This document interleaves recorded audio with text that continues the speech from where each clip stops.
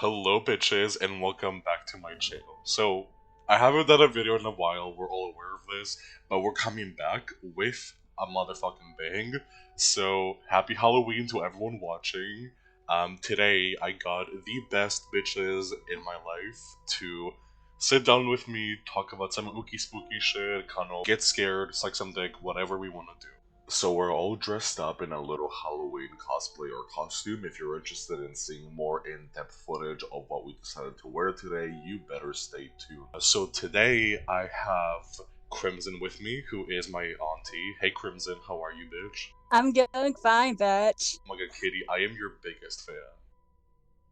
Oh my god, I'm so honored. I'm your biggest fan We too. have the Bolly Coco, the most well-known French YouTuber, I would say. Hey Adore, I love you. Love you. And we have season 3 winner of Adore's next top model, Euphoria, in her male form today. So hey Euphoria, how are you today, whore? Hey Adore, feeling great.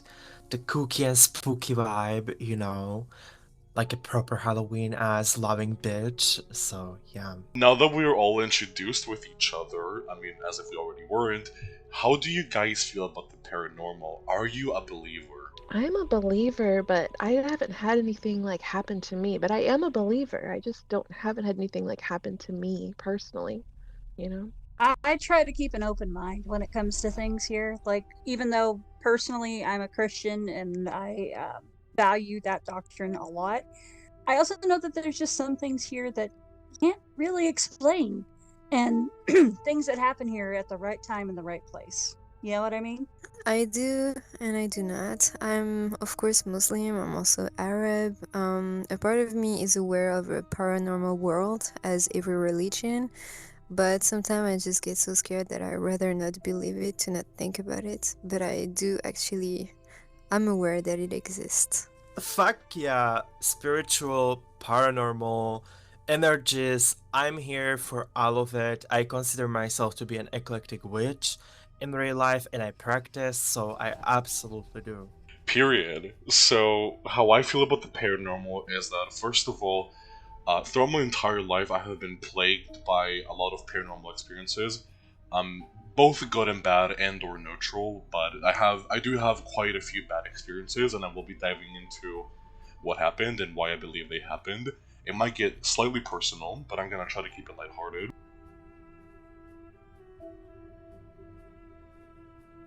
So this happened when me and my mom moved to Serbia, which is her home country. We moved into this little brick house. It was actually very small. It looked very tiny from the outside, but it was very cozy and beautiful on the inside. Completely wooden floors, so you could hear creaking at all times, which already sets the mood in my opinion. In that house specifically, we had an attic. Now the attic was actually really short, and you had to crawl through it somewhat, or like crouch if you wanted to go to it for whatever reason, and it could only be accessed from the outside of the house and not the inside. Every night I would hear like heavy footsteps going up and down from the attic. But however, the footsteps got worse and worse as time went on, and they would happen even during broad daylight. Now, I had a dream one night where I woke up in my dream, and I had sleep paralysis within my dream.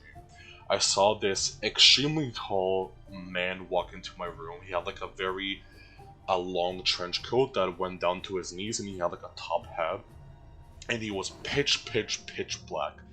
You couldn't make out his facial features if he had any. He was literally a shadow person.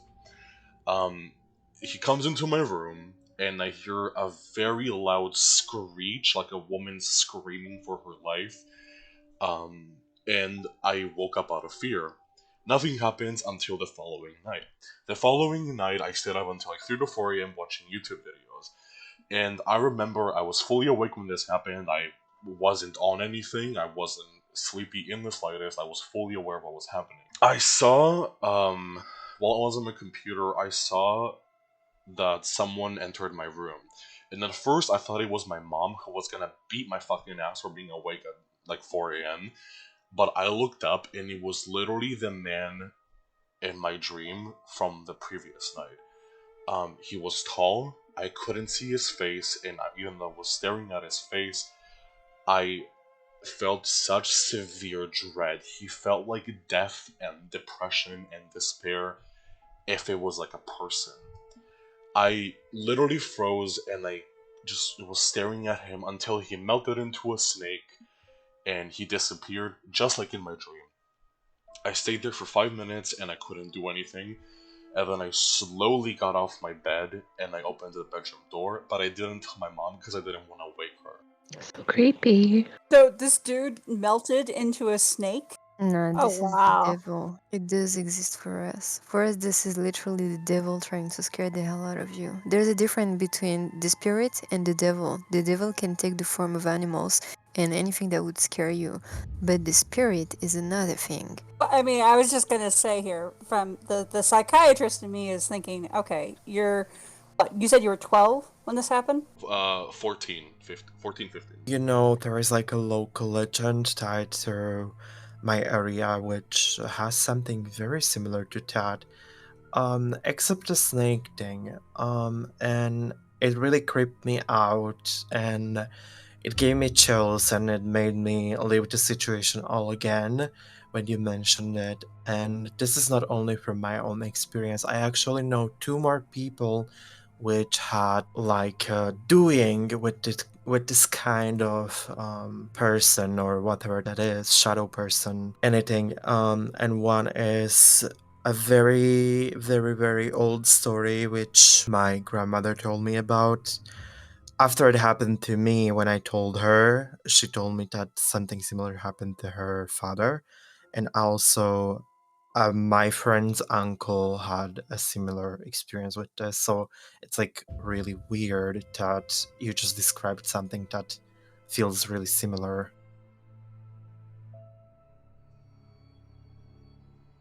So I had this kind of very unpleasant experience when I once went to help my grandmother move from one apartment to another, and we were already going home, and my dad had like this car borrowed that wasn't even his. It was, you know, like a big one where we could place things in the back. We needed to move from one place to another.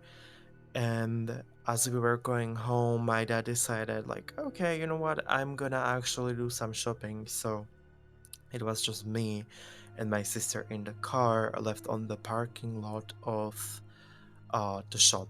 Mind you, this was during a white, bright day. This was not at night, at evening. And we were just chilling with my sister. We were talking. This could have been around a year, maybe 2016. And all of a sudden I noticed this man figure walking around the shop, and I immediately felt like really serious chills over my body. And this doesn't happen to me because I'm generally not scared of anything paranormal. Only things that scare me are people. But I was looking at him and I felt my body, all of my hair stand up, and I felt like I was frozen. I am talking to my sister from the little I called, and I'm like, look at that man. Doesn't he like look so weird? Like he gives me the heebie jeebies. And she's like, which one? And she like actually never seen him. And when he seemed to look my direction, I swear to God, I swear to all the gods that are there, the car felt like it's gonna move. It felt like the handbrake was down and the car went forward, like in a very fast motion. And that actually made me like really lose my shit, and I started crying because it was so intense and it was so physical and it was so real that I could not hold back. And I'm telling to my sister, wait, tell me, am I just getting crazy or what is going on? Did you just feel that? Is the handbrake still on? And she's like totally looking at me like at some crazy man, and she's like, yeah, I didn't feel anything. And when my dad came to the car, I'm telling him like I had some kind of like a bad feeling, and if we can take like the longer way home, which goes through two more different villages, and we took the road. And actually, when we came home, I found out after some time that there was like a car crash in the main road we usually take. So I don't know what to take from this. Was that a warning with the car? Was that my imagination being wild? What was this? Why did I feel that? And why did I somehow intentionally told my dad, let's take the other way? And why was he willing to do that? And the man also was very similar to how you describe. He was also extremely tall, dark, couldn't really make any of his features. So, yeah. And then I found out even more crazy stories about him. Oh wow. You said that the man told you to go another way? How will be the other way that I will decide to go not the usual road? You know what I mean? Like, why would I ask my dad to not to go through the usual road we were taking home? Did he warn me? Maybe. Why did he do that? And why, when I felt such nasty coming up from him, why would he do that anyway? Or was it the inner witch I have in me, knowing that something bad is gonna happen and trying to evade the situation, you know? You heard something from the universe and you internalized it and you took it in. Sounds like you've Absolutely. been pretty sensitive since a young age. Ever since I can really remember. Thing. That had to be terrifying, but I'm glad that it happened. It sounds like it was something that needed to. So when we came home, I found all of this out. I always had like a very good type of spiritual relationship with my grandmother, and I told her what happened, and she's like, "This sounds extremely similar to what my father told me once what happened to him." So apparently at night he was going home, and this was in the times when there were no cars really or no good roads, so he was going home through the fields like a usual people would go. And apparently he met this exact type of shadow figure on the field, and he could not move. He was frozen to a point where he was frightened to death, and he could not even pass, he could not even look away. He was just staring at him, and the man too back at him. And he really did apparently think that it's gonna be his end there, because that's how frightened he was. And mind you, it was not just some kind of man, like it was a man, you know what I mean? And for him to go through that type of feeling was very unnatural. And apparently he just somehow vanished, the man, and my great grandfather could move again. Then another story that I heard from my friend after this has happened to me, that her uncle had an extremely similar situation. Once again, meeting with this dark shadow figure that sounds like the description of the silhouette you said, and pretty much the same for them. Paralyzing fear, extremely nasty feelings, but he eventually vanished.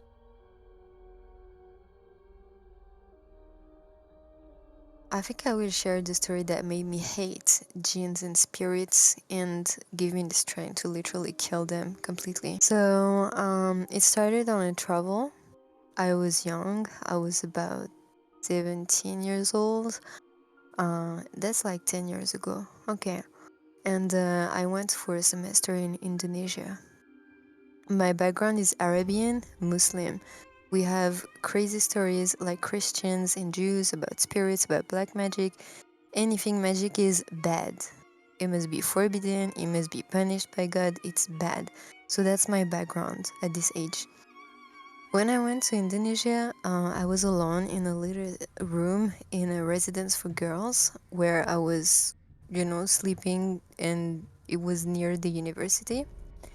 And it came down that some nights, there's my room, and glued to my room, there is my bathroom. Only a door is the separation. I would hear my shower like someone is showering, and I was like, okay, there must be some girl, maybe she's using, or maybe there's another shower next to my room, but there was none. I let it pass one night. I remember I was like, okay, whatever, let's go sleep. Because my background is like, okay, this is not gonna happen to me. God is great. Nothing's gonna happen. You're fine, girl.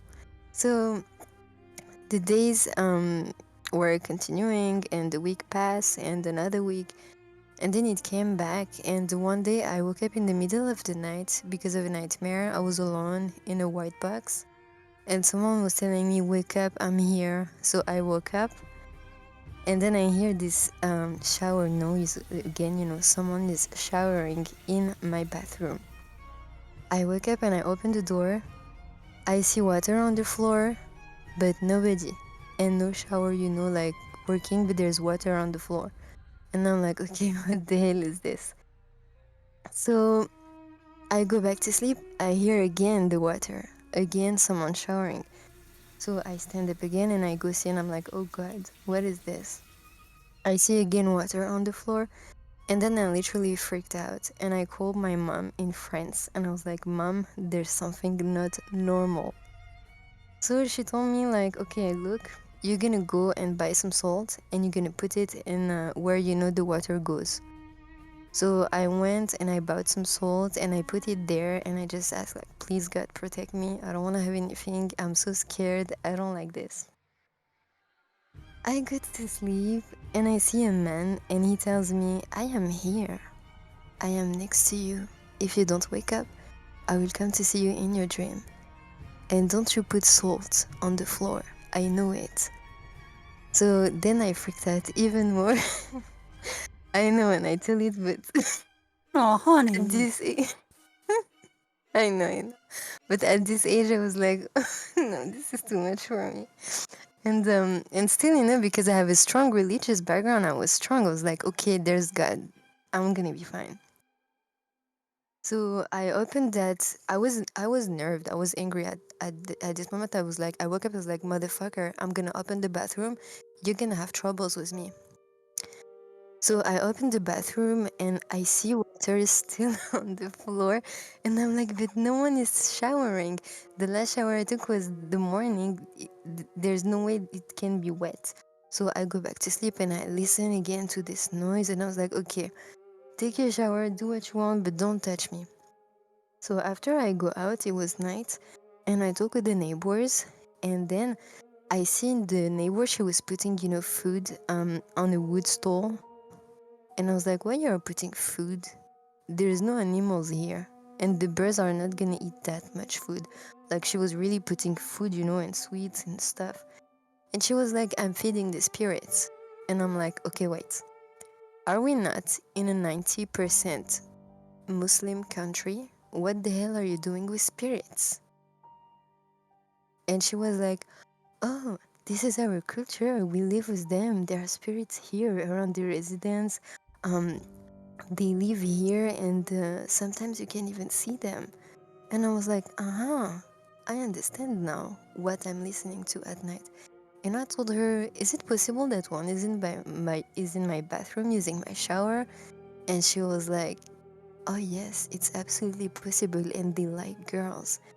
And I look at her and I was like, oh my God, where the hell I am? I should go get back to my country. So this time I called my dad, and I called my dad and I decided to go to the mosque. The mosque is like a church, but for Muslims. And I go to the mosque and I talk to the priest, our Muslim priest, and I tell him, I think there is one spirit following me. What should I do? Because I'm aggressive and I don't know what to do. And this is nerving me, seriously. I just had this hate relation with the spirit, like, I hate you from the beginning. Don't you bother me, please. So, and then he told me, no, you have to be kind because God created a world that is non-visible and a world that is visible. They are also like us. As long as he doesn't harm you, it's fine. Then I called my dad and I was like, okay, if you guys in Asia, you like them, in Africa, we hate them. So let's see what we can do. And then I just went and did what my dad told me to do, get back the salt, and get back some incense, some oud incense, because they hate it. It is the smell of heaven. They hate this. And get ready to read some Quran, which is the holy book of Muslims. So I did all of this, and the first night I had a terrible nightmare. He was following me, he was trying to beat me, and me, I was sitting and I was keeping reciting because, you know, in these specific dreams, from the moment I started to recite the Quran, the spirit, he was in my dream and I was aware in my dream. I knew exactly when to wake up, I knew exactly how to move, I was in control. So I was like sitting, I was like, okay, you wanna have war? Let's do war. So I sit and I start to repeat and repeat and repeat the verses and continue, and until, you know, he feels hurt and he leave me. And then like that for many days until I didn't saw him anymore. And then when I went back to France, this is where the creepy shit starts. What do you mean? He What do you mean followed this me is when the until... creepy shit starts? What? Yeah, I was gonna because say it's now... already plenty creepy. No, it was even more creepy, but don't worry, it has an end. You will understand how much I hate them and why. And I was so young. It was like, you know, my phobia for every Christian, Muslim, and Jew. This is our phobia. We don't want to meet them. We don't want to have anything with them. These are pure devil stuff. And then I went back to France. Everything was okay, you know, because I got rid of him, but I thought I got rid of him.